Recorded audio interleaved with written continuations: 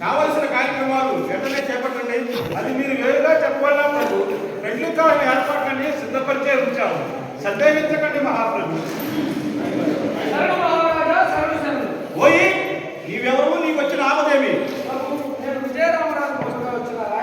నువ్వు భయపడ్డ కారణమేమి?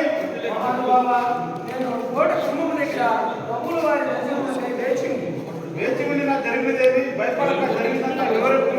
అందులో ఎక్కడి నుండియో నువ్వేమంటివి? అతను ఎలా పట్టినాడు?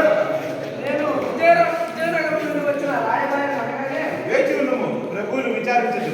పోయి రాయబారి, ఇంతకీ నీ రాయబారమేమి? ప్రభువులు నన్ను వదిలించుగాక. విజయరామరాజు మీకు ఒక లేఖ పంపినారు. అది యువరాజావారు తన్ని లాక్కొని చించి విసిరిన మారకొట్టినారు. మంత్రివర్య, ఆ యువరాజా వారిని, పాపారాయు వారిని ఎక్కడున్నా ఇక్కడ పిలిపించండి. ప్రభు ఎవరన్నా? నువ్వు వెళ్ళి పాపారాయు గారిని, వెంకరారాయు గారిని మామాటగా తడుతున్నాము. మంత్రివర్య, ఇంతకీ ఈ రాయబారం ఏమైందంట? విజయరామరాజు రాయబారం చేయవలసిన అవసరం ఏదో మాకు బాధపడలేదు. వెంకరారాయు గారిని అట్లా వినవచ్చు. సరే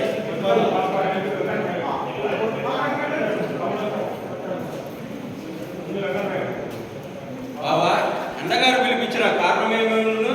ఏమయ్యుండను?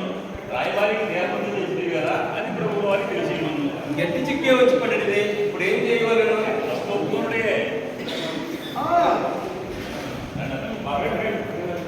అన్నగారికి ప్రణామం. బావగారు పిలిపించిన కారణం ఏంటో తెలుసుకోవచ్చునా? వెంగళరాయ, ఈ రాయబారి పట్ల నువ్వు దుష్ట ప్రవర్తించిన మాట నిజమేనా? అందుకు సందేహమే ప్రభు. ప్రభు భక్తి కలిగి భక్తుని మర్యాదలు తిన్నమగానట్లు చూసి మన బాధ్యత కలిగిన వాడు తొందరపాటు పరికరాలు వెంగళరాయ. అడిగిన ప్రశ్నలకి సరైన సమాధానం లేకపోతే అందరించవలసి వచ్చింది. ప్రభువులు మన్నించండి. దుస్తనం మంచిది కాదు వెంగళరాయ. అయినా ఇంతకీ ఆ లేఖలో సారాంశం ఏమి? గుస్సి ఐదరు జంగులు జమాబందీగా వచ్చి రాజమహేంద్రవరంలో మకాం వేసినారంట. మనం సమేతంగా వెళ్ళి తప్పం కట్టబడినంట.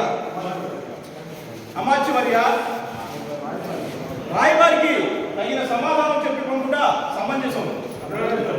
పోయి నువ్వు చేయుచున్న కృషి, మన ఉభయ దేశాలకు నువ్వు చేయుచున్న కృషి గణనీయమైనది.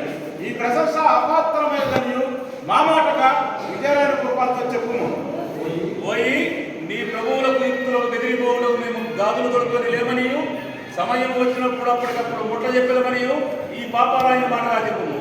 బొబ్బిలి వారి అవినీతికి అక్రమానికి తావివరనియు, మీ అంటి అసమర్థులకు లొంగిపోయి సలాం కొట్టేందుకు మేము చేతగాని వారి కాదనియు, ఎంతగా గడ్డు రోజులు వచ్చిన మీ గడ్డను పెగిలించి మీ జిడ్డును వదిలించి ఈ కత్తికు కండగా తీసిందనియు ఈ వెంకటరాయణ మాటగా చెప్పుము.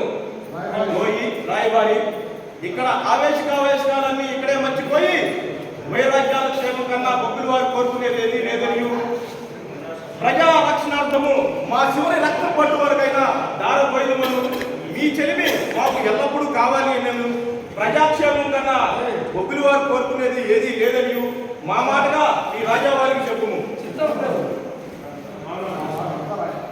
మామ నరసరాయ, ఇంతకీ ఈ రాయబారం విశేషం ఏమైందంటావు? ఇది పెద్ద మోసం ప్రభు. మన సైన్య సమేతంగా విజయరాయనతో కలిసి విశ్లేషణానికి ఎన్నిన ఎడలా మనం యుద్ధానికే సిద్ధపడి వచ్చామని మనపై గవర్నర్ గారికి మనపై ఎక్కులు చెప్పి రోగం కలిగించారు. ఇది మన మంచిగా చేసిన రాయబారం కాదు. అవును మంత్రివర్య, ఇది ఒక పెద్ద కుట్రగా తోస్తుంది. ఈ కుట్రను చేయించే ఉపాయము మనం ఆలోచించగలం.